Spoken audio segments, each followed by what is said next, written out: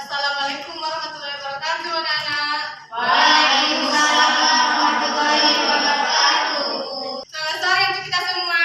Sore, Bu. Gimana kabarnya hari ini? Baik, Bu. Alhamdulillah. Sebelum kita memulai pelajaran, ada baiknya kita berdoa menurut ajaran agama dan kepercayaan kita masing-masing. Berdoanya dalam hati saja, berdoa dimulai.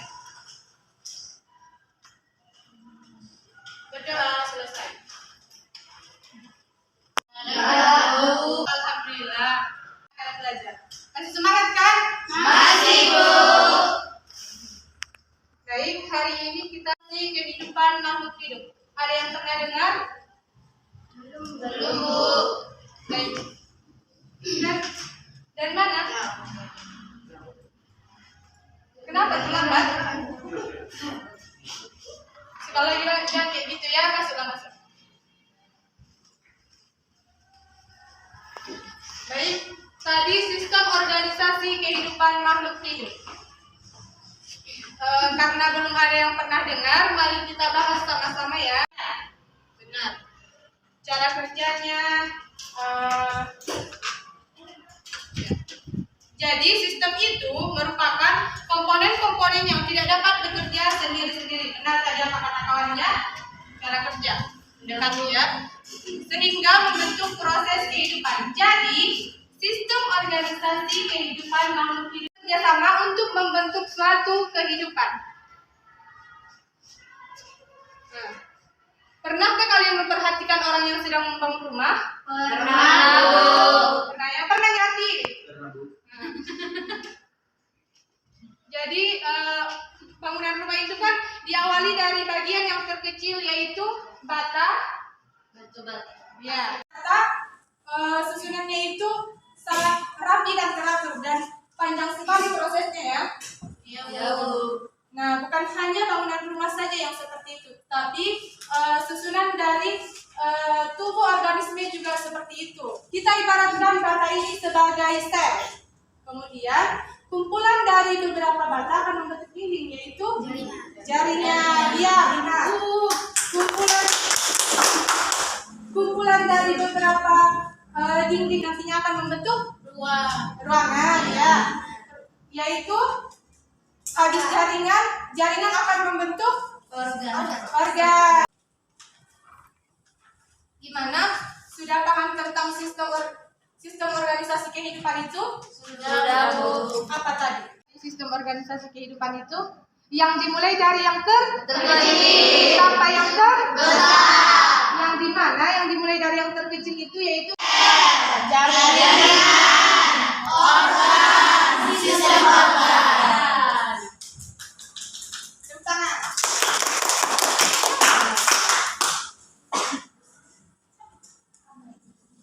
Apa itu sel? Ada yang pernah lihat gambar ini? Pernah ya? Arti? Kok dari tadi melamun si Arti ini?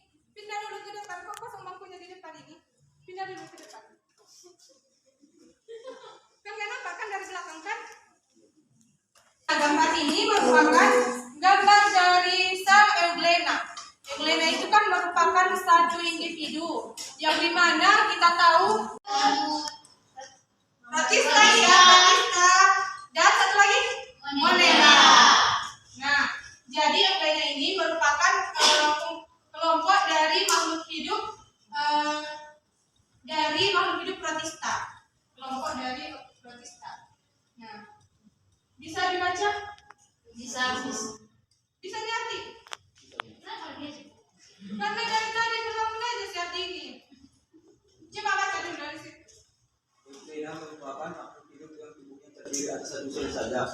Dari satu individu euglena terdiri atas satu sel. Karena terdiri atas satu sel, tubuh euglena sangat kecil.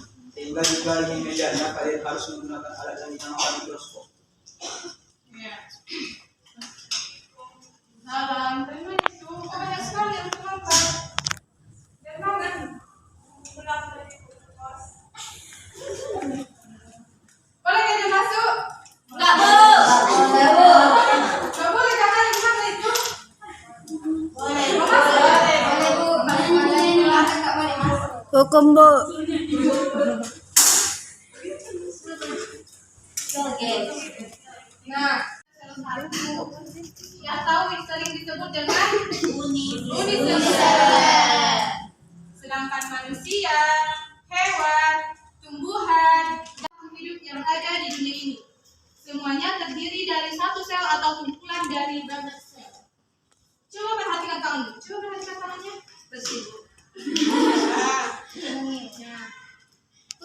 Tangan kita ini terdiri dari banyak sel. Coba perhatikan tangannya udah. Nah, harus menggunakan mikroskop untuk melihat satu buah sel saja. Seperti itu ya. Pahamnya? Kita lanjut. Nah, ini gambar apa? Ini?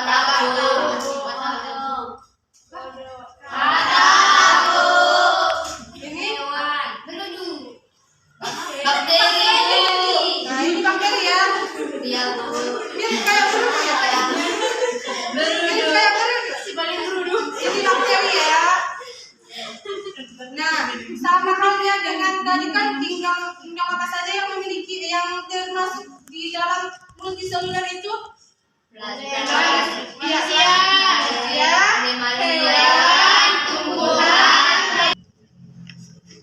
Itu kan katak ini termasuk ke dalam kingdom Animalia.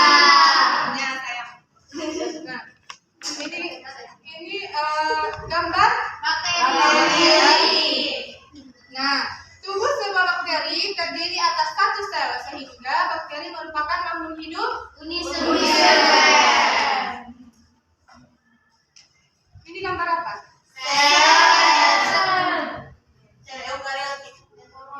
Sel hewan dan sel tumbuhan. Nampaknya sih? Yang mana? Coba tunjukkan. Maju.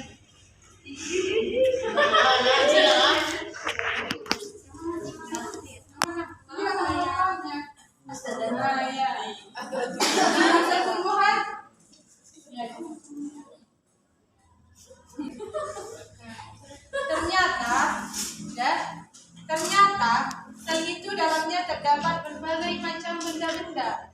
Ini kan ada benda-benda kan? Iya. Ada yang tahu benda-benda apa ini? Iya, organ. Di dalamnya ini merupakan organel penyusun sel. Kita lanjut ya.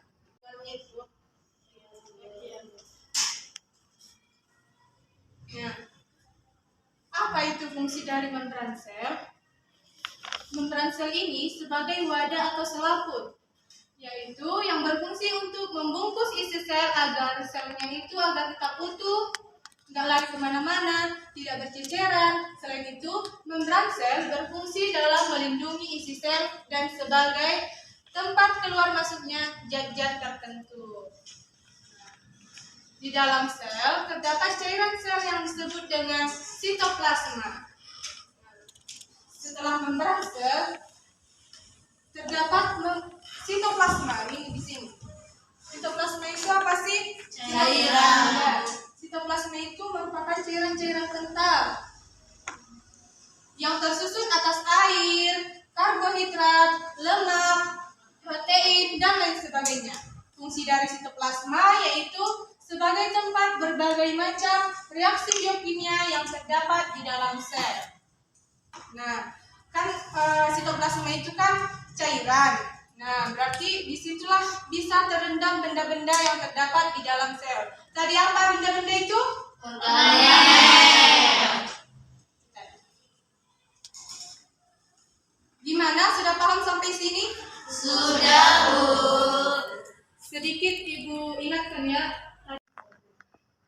Ya udah, kalau nggak ada yang mau bertanya, Ibu yang akan bertanya ya. Ibu pilih langsung orangnya ya.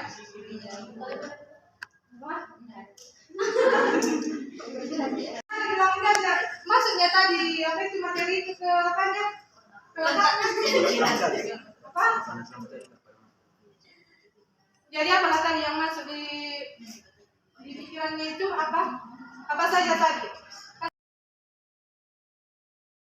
Jadi sampai mana yang udah dipahami?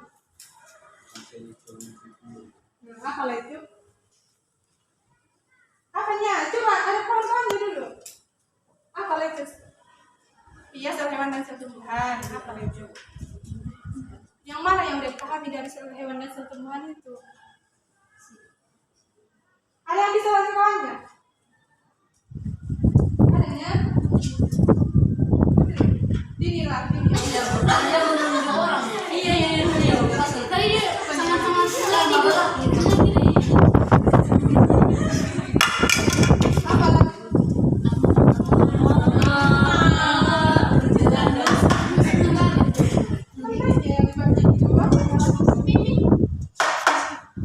Itu yang pertama itu sel, baru jaringan, baru organ, baru sistem organ. Lalu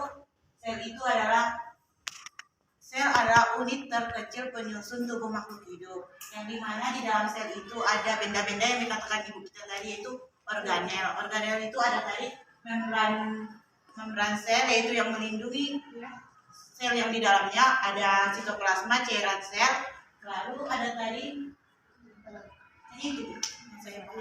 Gimana? Udah ketangkap apa yang dikatakan kawannya itu? Sel, jaringan, organ, sistem organ. Kita mau dulu. Iya. Sistem organ. Itulah dulu besok apanya ya. Iya, ditagi besok ya. Iya, duduklah. Makasih ya Dini. Tepuk tangan dulu.